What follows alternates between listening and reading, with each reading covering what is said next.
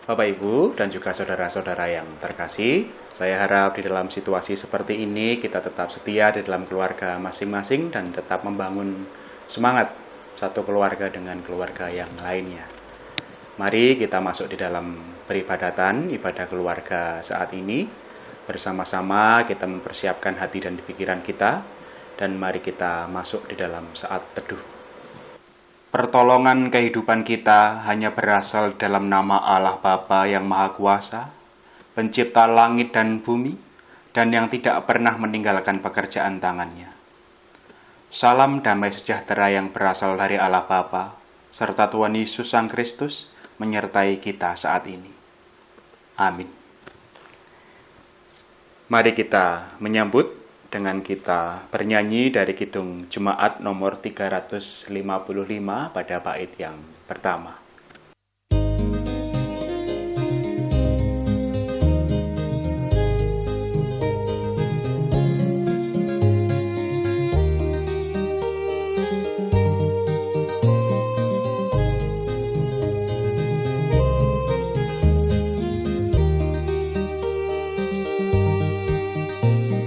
Yesus memanggil, mari segera ikutlah jalan selamat bakal. Jangan sesat, dengar sabdanya.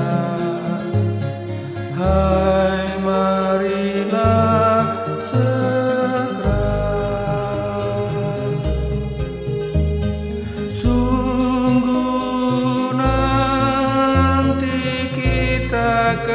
senang, bebas dosa, hati pun tentram bersama Yesus dalam terang di rumah yang kekal.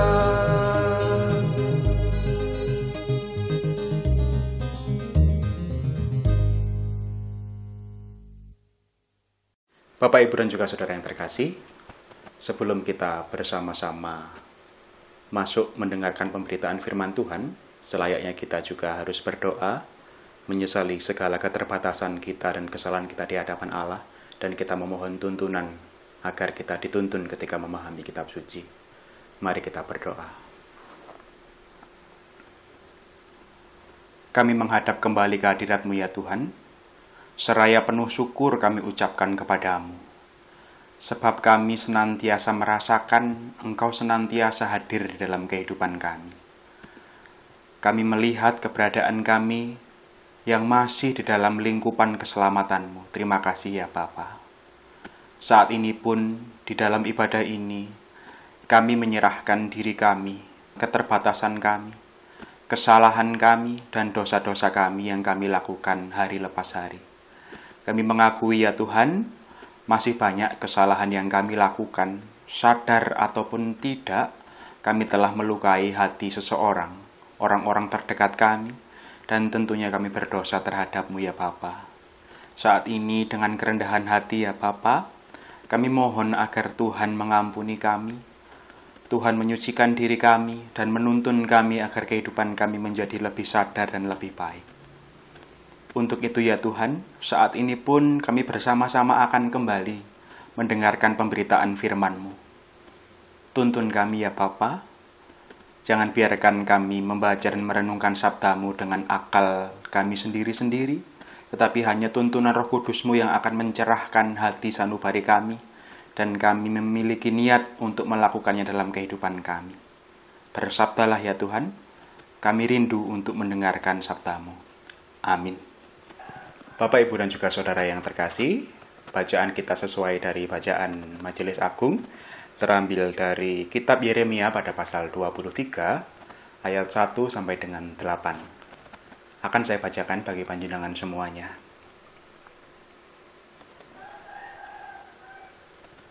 Janji tentang tunas Daud yang adil. Celakalah para gembala yang membiarkan kambing domba gembalaanku hilang terserak. Demikianlah firman Tuhan. Sebab itu beginilah firman Tuhan Allah Israel terhadap para gembala yang menggembalakan bangsaku. Kamu telah membiarkan kambing dombaku terserak dan tercerai-berai, dan kamu tidak menjaganya. Maka ketahuilah, aku akan membalaskan kepadamu perbuatan-perbuatanmu yang jahat. Demikianlah firman Tuhan. Dan aku sendiri akan mengumpulkan sisa-sisa kambing dombaku dari segala negeri kemana aku mencerai-beraikan mereka. Dan aku akan membawa mereka kembali ke padang mereka. Mereka akan berkembang biak dan bertambah banyak. Aku akan mengangkat atas mereka gembala-gembala yang akan menggembalakan mereka, sehingga mereka tidak takut lagi, tidak terkejut, dan tidak hilang seekor pun. Demikianlah firman Tuhan. Sesungguhnya waktunya akan datang. Demikianlah firman Tuhan, bahwa aku akan menumbuhkan tunas adil bagi Daud. Ia akan memerintah sebagai raja yang bijaksana dan akan melakukan keadilan dan kebenaran di negeri. Dalam zamannya, Yehuda akan dibebaskan dan Israel akan hidup dengan tentram. Dan inilah namanya yang diberikan orang kepadanya, Tuhan keadilan kita. Sebab itu, demikianlah firman Tuhan, sesungguhnya waktunya akan datang bahwa orang tidak lagi mengatakan, demi Tuhan yang hidup yang menuntun orang Israel keluar dari tanah Mesir, melainkan demi Tuhan yang hidup yang menuntun dan membawa pulang keturunan kaum Israel keluar dari tanah utara dan dari segala negeri kemana ia telah mencerai-beraikan mereka. Maka mereka akan tinggal di tanahnya sendiri. Berbahagia kita semua yang senantiasa setia untuk mendengarkan pemberitaan firman Tuhan. Amin.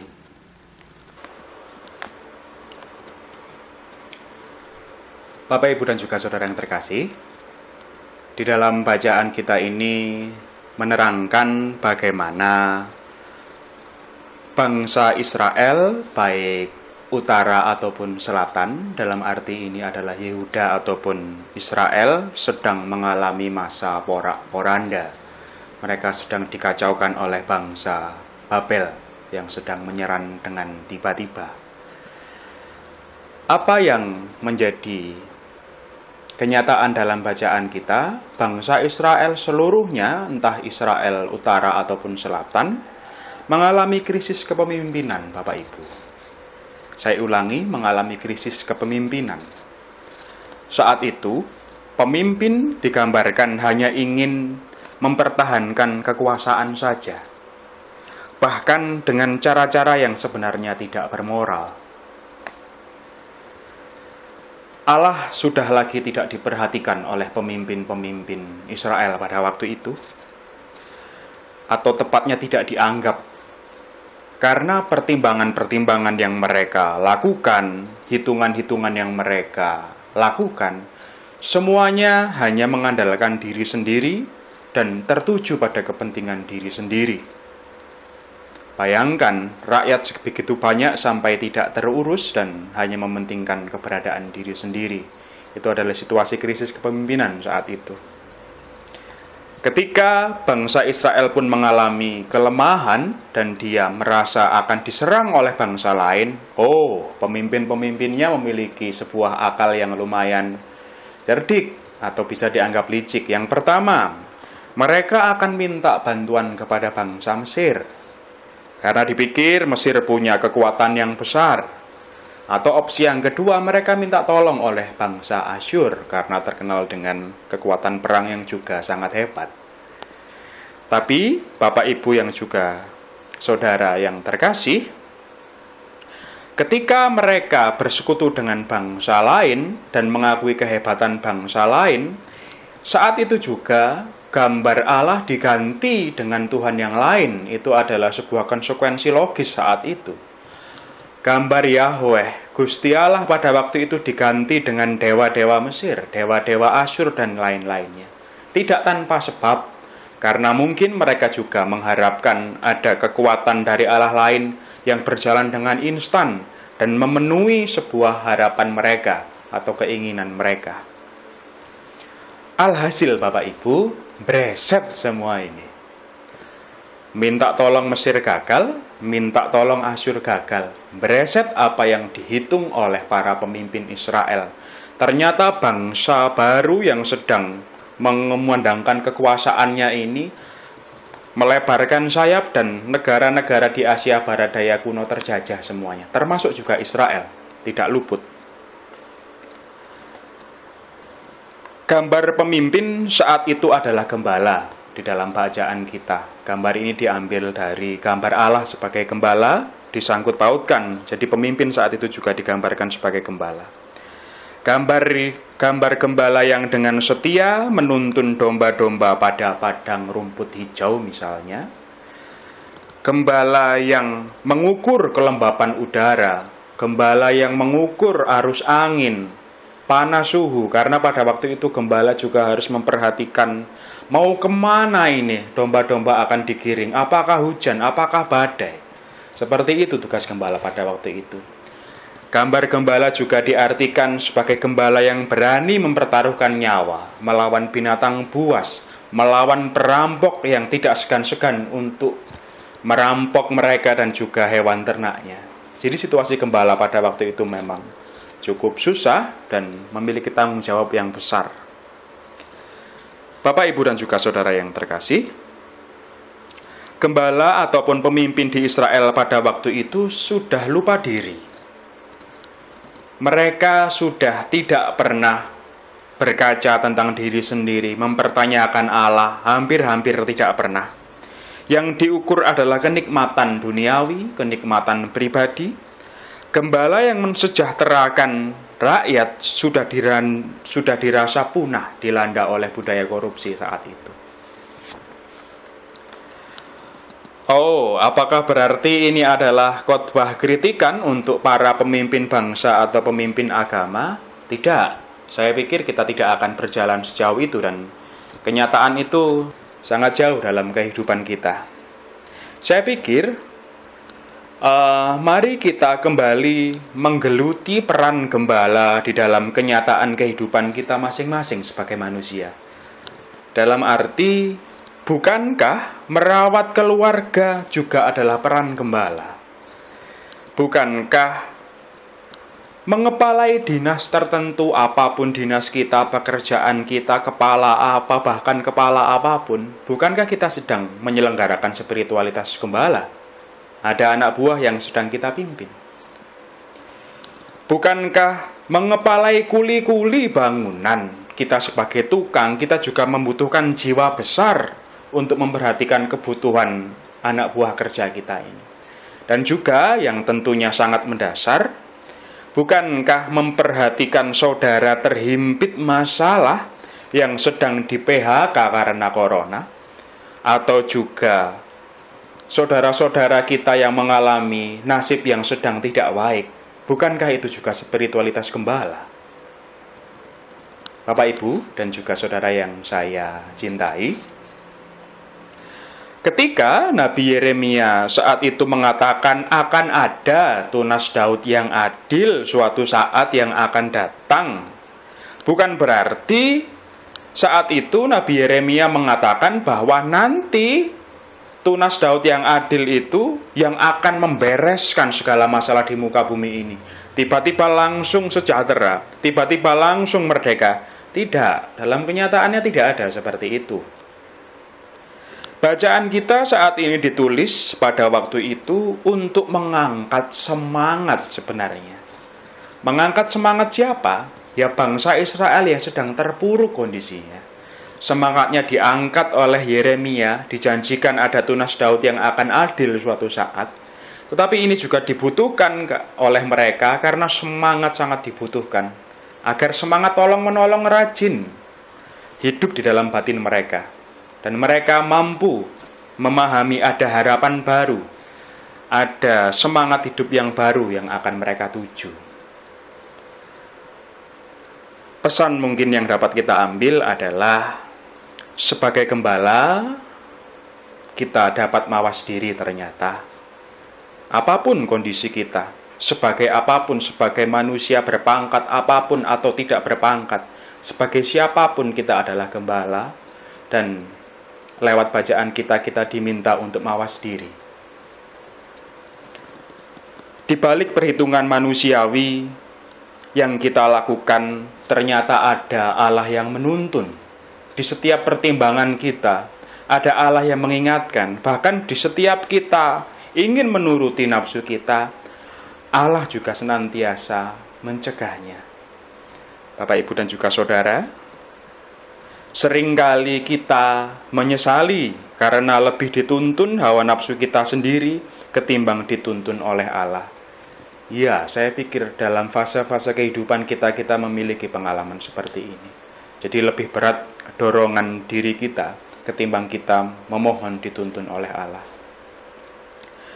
Mungkin kita menghitung saat ini corona tidak masuk wilayah kita, tetapi lambat laun ternyata corona hadir, bahkan di pelosok-pelosok desa.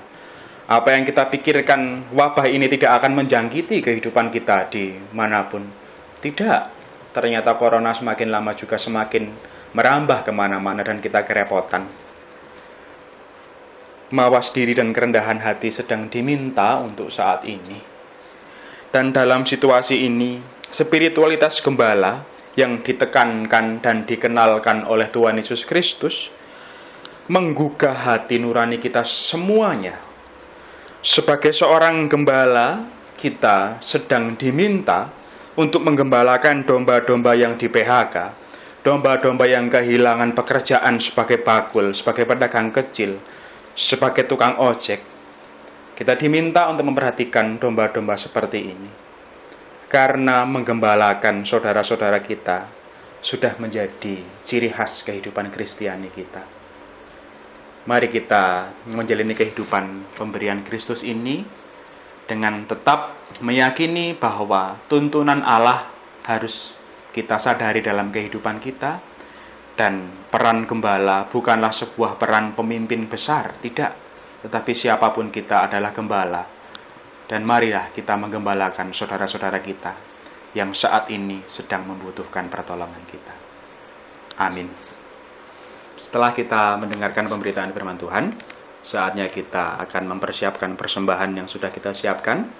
Kita akan mengumpulkannya sembari kita akan menyanyikan Kidung Jemaat nomor 407 pada bait yang pertama. Mari kita bernyanyi.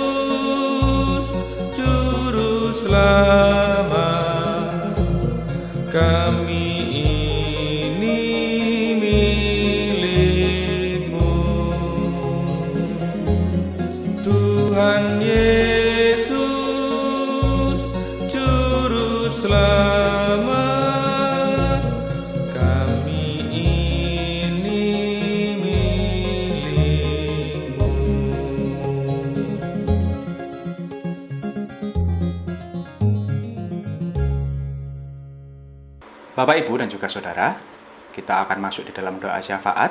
Mari kita siapkan hati, kita masuk di dalam doa. Kami bersyukur ya Tuhan, sebab Engkau memberikan kesempatan kepada kami untuk tetap melakukan ibadah seperti ini. Kami menyadari ada banyak hambatan kami untuk bersekutu, bertatap muka langsung dengan saudara-saudara kami. Ya, betul, kami memiliki kerinduan ya Bapa. tetapi ajarilah kami untuk senantiasa memahami situasi. Ajarilah kami untuk mendahulukan kehendak-Mu ketimbang kehendak kami.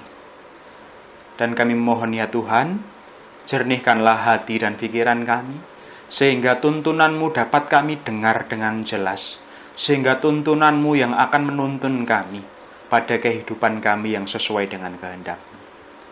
Saat ini ya Tuhan, kami menyerahkan keberadaan keluarga kami. Satu persatu keluarga kami serahkan ke dalam tangan-Mu. Pasangan hidup kami, orang tua kami, anak-anak kami, cucu-cucu kami bahkan, keluarga kami yang ada di sini ataupun di luar kota. Kami mohon Tuhan senantiasa merawat kami, senantiasa menguatkan keimanan kami, dan senantiasa mengukuhkan kami agar kami senantiasa mengasihi keluarga kami. Saat ini kami juga menyerahkan keberadaan anak-anak kami yang sedang menempuh pendidikan. Kami menyerahkan secara khusus saudara-saudara kami yang sakit. Kami mohon ya Tuhan, agar Engkau memberikan kesembuhan bagi saudara-saudara kami yang membutuhkan kesembuhan. Bapa, kami saat ini juga teringat akan keberadaan bangsa kami. Kami sedang mengalami keprihatinan bersama-sama. Dimanapun, bangsa manapun, kami sedang dilanda wabah COVID-19. Kami mohon ya Tuhan, Tuhan senantiasa menguatkan kami, agar kami tidak menjadi putus asa dan ketakutan berlebihan, tetapi Tuhan mengingatkan bahwa Tuhan senantiasa menuntun kami, manusia yang lemah ini.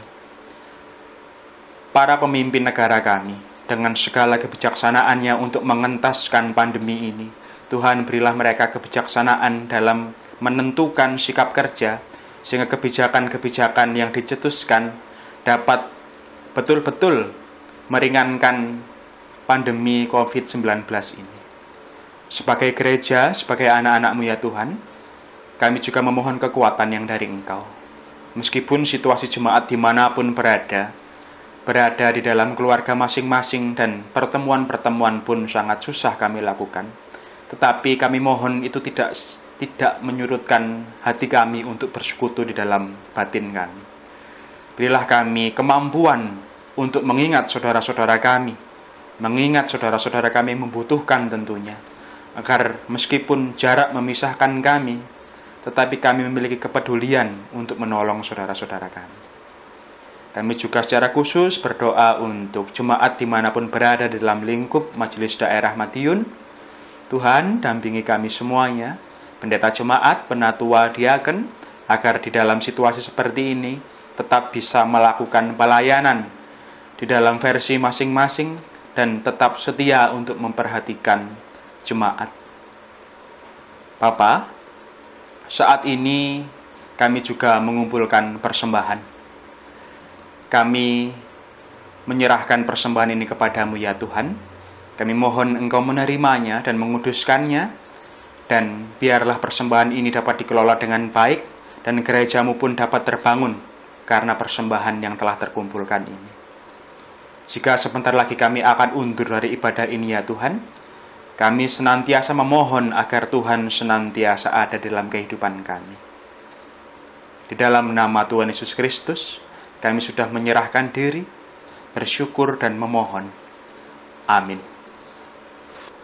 Ya, Bapak, Ibu, dan juga saudara terkasih, untuk kidung yang pungkasan, pujian yang terakhir kita akan bernyanyi dari kidung jemaat 416 pada bait yang pertama.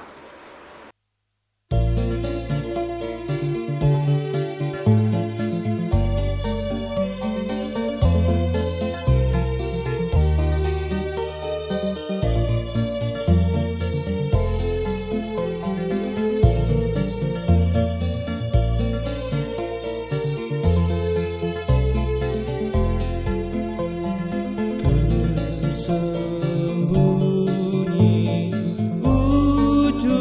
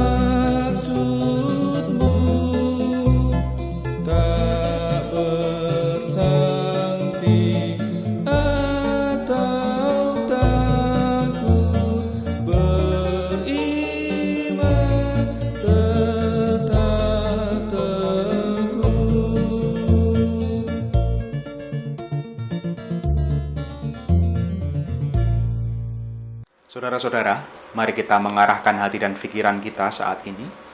Bersama-sama kita menundukkan kepala dan kita memohon berkat dari Tuhan. Kiranya kasih karunia dan damai sejahtera yang hanya berasal dari Allah Bapa, dari Tuhan Yesus Kristus dan Sang Roh Kudus, senantiasa hadir di dalam diri kita dan senantiasa menguatkan kita. Amin.